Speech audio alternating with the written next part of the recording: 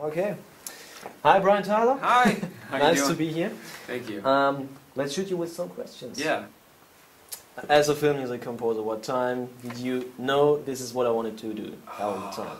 What? Let's go way back. Yeah. The first time, I guess I thought, you know what, film composing is going to be my thing.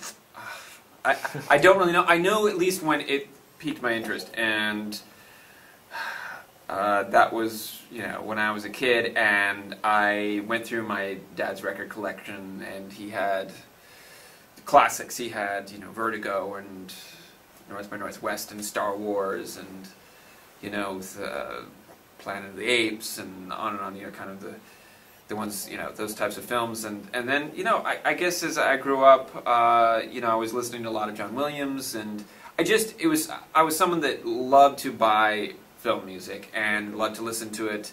And from a very early age, I was composing, so it kind of made sense that I would compose in a film music style, sort of. Yeah. You know, and so I would say then by the time, you know, when I decided that I really wanted to do it, I thought it was something that I really would want to do, probably in my teens somewhere, where that was my path. But it certainly rang around my head from the time I started composing, when that must have been, you know. So did you have any experience in orchestral writing before that, or you just learned, you know? You know, I had done mostly writing for instruments that I played. You know, as a kid, I started on the drums when I was probably 4. You know, probably piano at 5 or somewhere around there. Guitar came a little bit later, but I would layer myself. I had a little 4-track recorder, and I would layer myself one on top of each other and kind of create a sound that maybe was emerged between, maybe sometimes it was like a band, but sometimes it would be mood music. It would be very scory, thematic kind of thing, and I'd play on the piano or a keyboard. I had a synth, layer in some stuff, and it would kind of, it would sound like maybe a bit like film music. The orchestral thing, though, really came by way of piano, because piano was really the only thing that I studied classically. Okay.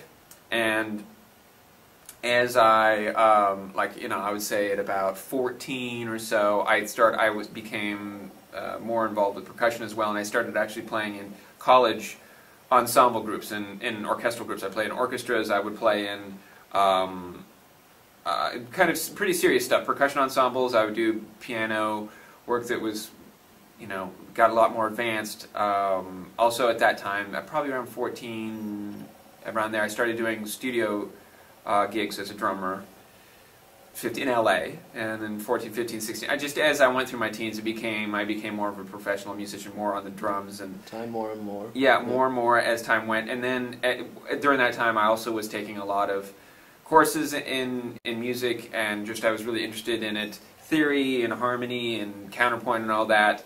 That didn't really come into play so much until college, except that I didn't really do it so much in college. I took some courses in it, and then I realized, oh, that's what counterpoint is, but it's something, since I was composing, I kind of already worked it out in a way on my own, and then in college I was able to apply terms to what I knew as concepts. By the time when you got into music, you had classical idols, of course, so could you name some? Yeah, I really,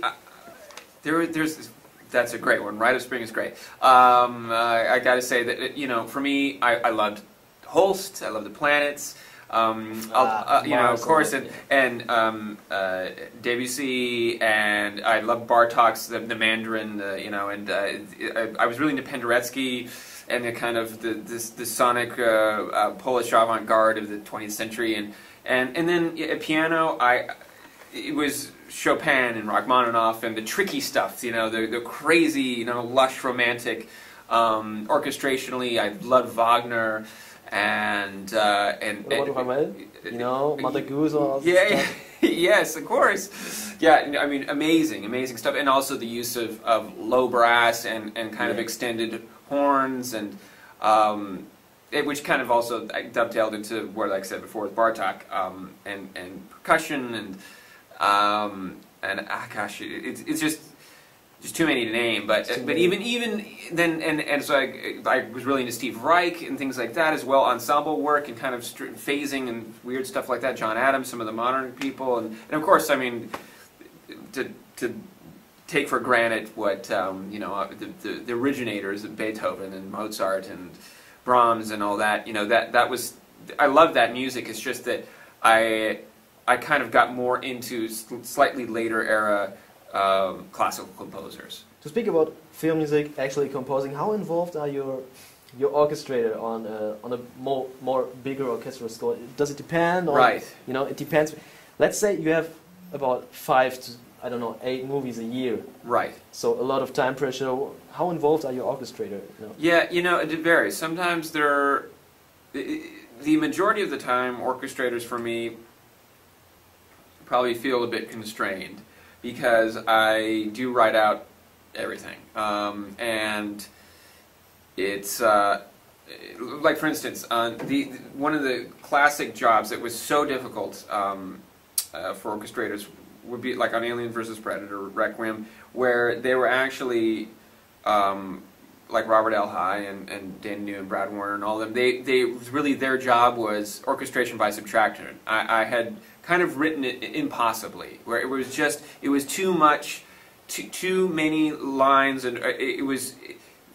They had to kind of figure out, okay, Brian wrote all this stuff, and he wrote all these lines and all these parts. You have to do it so the orchestra can play. And it's a little out of the realistic range of what this many players, and we had 90 or so, but you would need 160 players.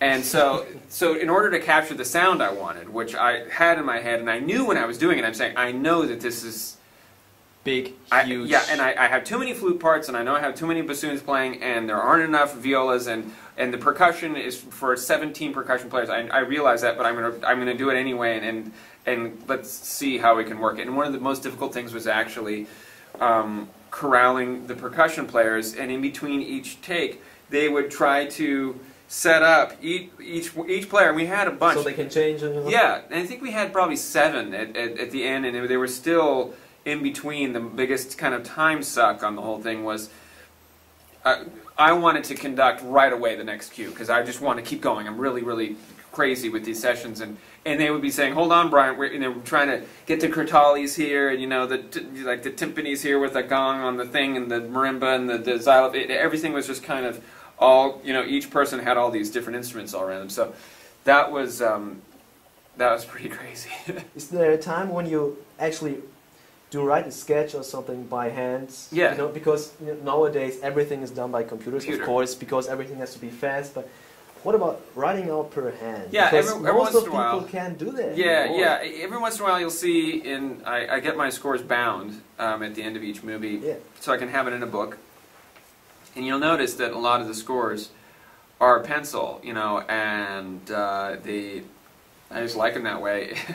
that would be my preference if I could always do it. It doesn't always work that way, and but at some point, almost always without exception, that it goes through the process of natural exposition from the written note to even the computer. It has to go through a process. I don't really use MIDI so much in terms of I just play things. So I don't. So when I do a mock-up, I'm actually playing it in. And I'm recording it. Okay. So it's actually being recorded, and I'll sit down, and even if the cello part's going to be replaced, I'll sit down and I'll play the cello. You cannot do your direct demo. Direct, yes. Okay, cool. So I record it. I kind of commit to the tempo and everything. Yeah.